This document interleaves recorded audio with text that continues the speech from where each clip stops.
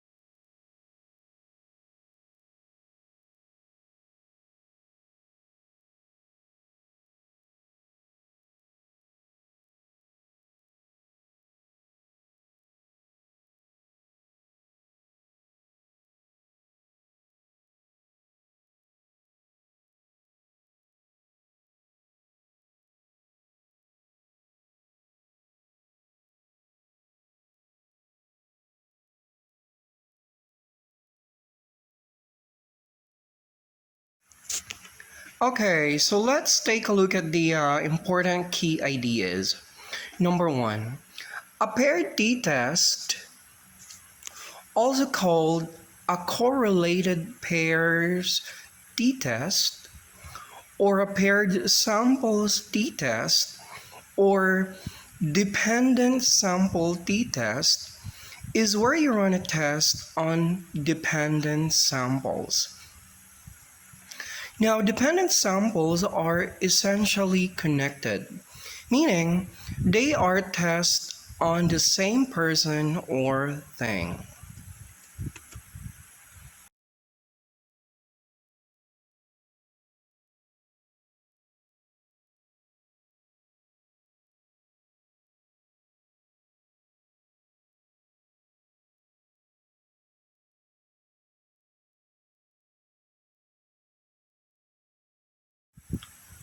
For example, knee MRI costs at two different hospitals.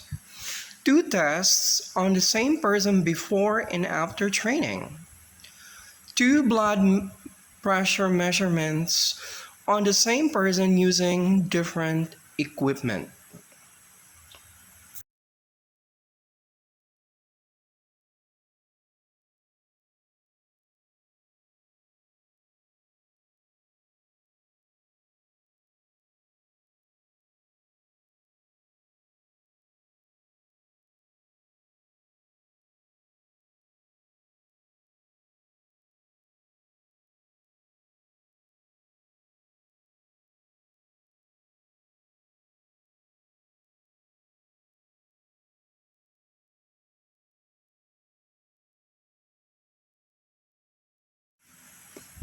So, when do we choose a paired t-test?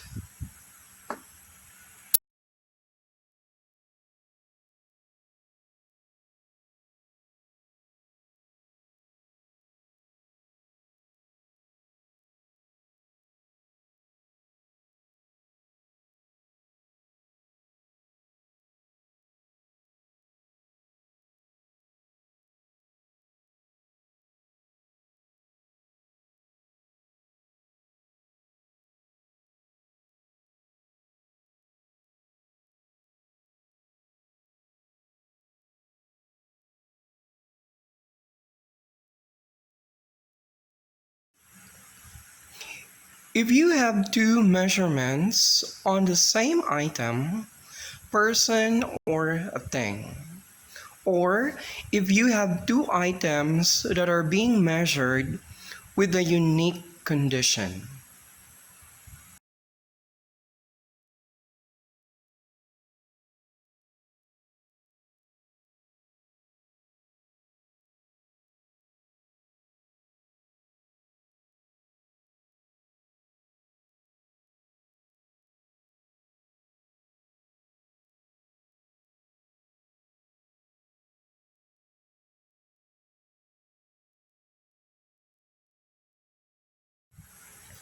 For example, you might be measuring a car safety performance in vehicle research, in testing and subject the cars to a series of crash tests. Although the manufacturers are different, you might be subjecting them to the same condition.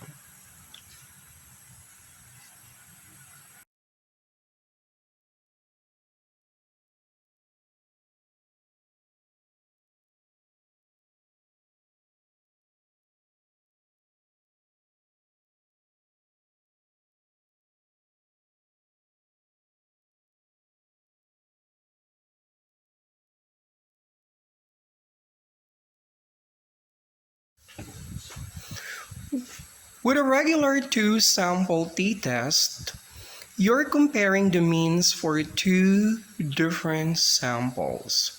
For example, you might test two different groups of customer service associates on a business related test, or testing students from two universities on their English tests or skills rather.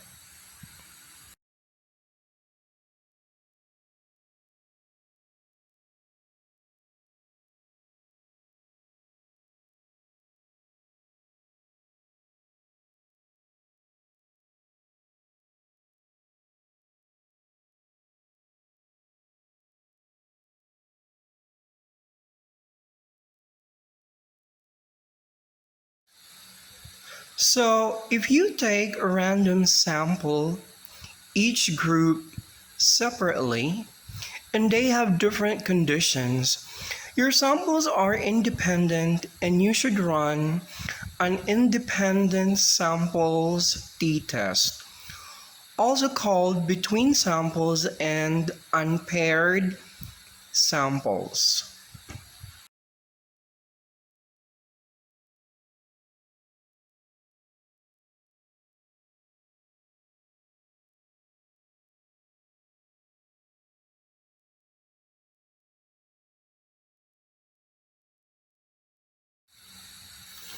The null hypothesis for the independent sample t-test is equal, meaning mean 1 is equal to mean 2. In other words, yeah, just like what it says there, it assumes the means are equal. With the paired t-test, the null hypothesis is that the pairwise difference between two tests is equal. The difference between two tests is very subtle. Which one you choose is based on your data collection method.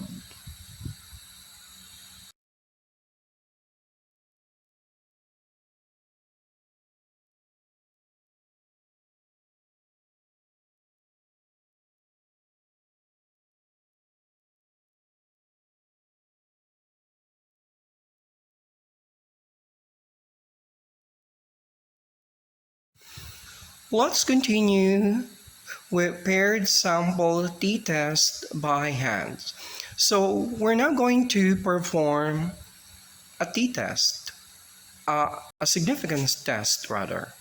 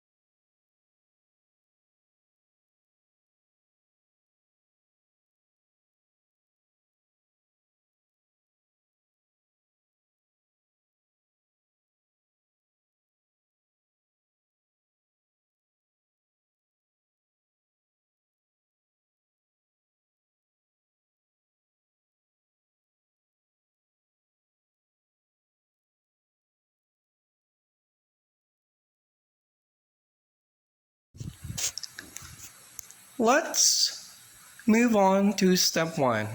So let's subtract each y score from x score. So basically your score 1 here is your x and your your score 2 is your y. So you just do subtraction here.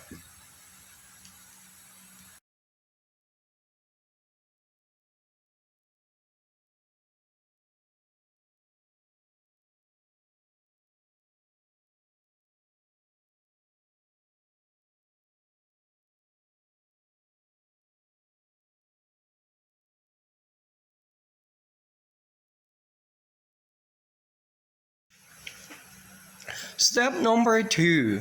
Let's add up all the values from step 1 and set this number aside for a moment. Okay, so after you have derived all the differences between x and y, you now get the total.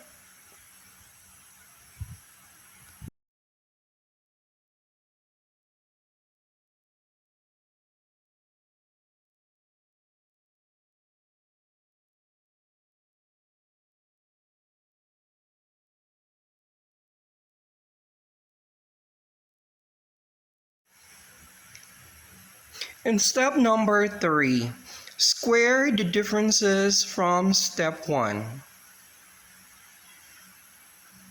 So after you have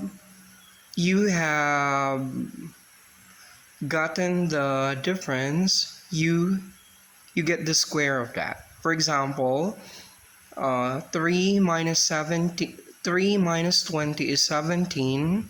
17 squared is equal to 289.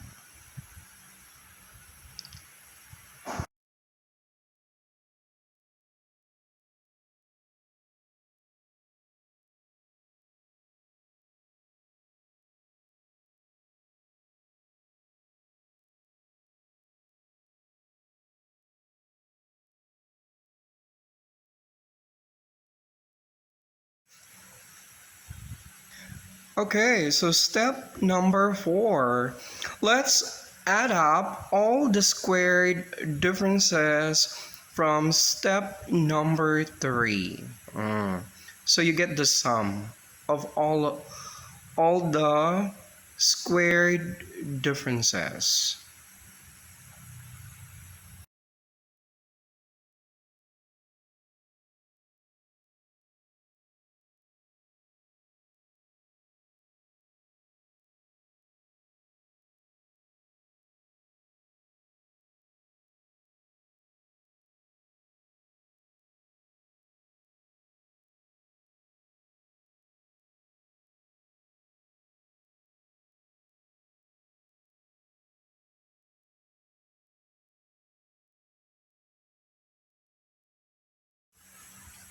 Step number 5. So use the following formula to calculate the t-score. So that's the formula.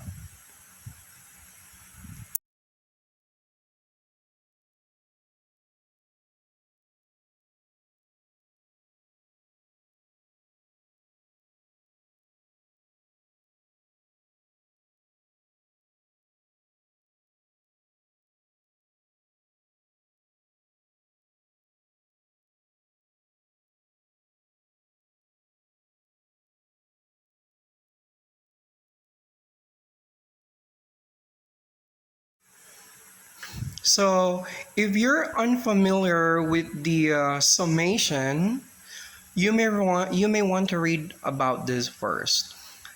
So you have the formula there and you just have to input the data needed.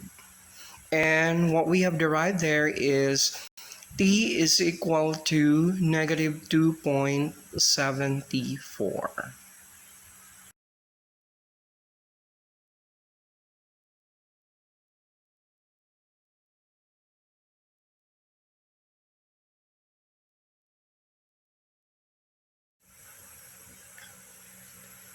Step number 6. Subtract 1 from the sample size to get the degrees of freedom. We have 11.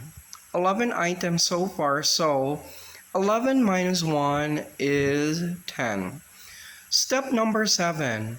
Find the p-value in the table using the degrees of freedom in step number 6.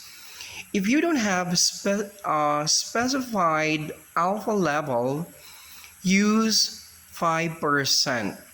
For this example problem, with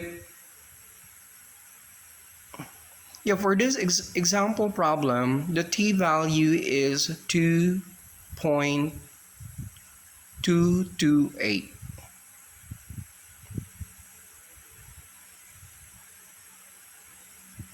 And degree of freedom is 10. And the last step, number 8, compare your t-value, t-table value from step number 7, which is equivalent to 2.228, to your calculated t-value, which is 2.74. The calculated t-value is greater than the table value at an alpha level of 5%. The p-value is less than the alpha level. So we can reject the null hypothesis. So there is no difference between means.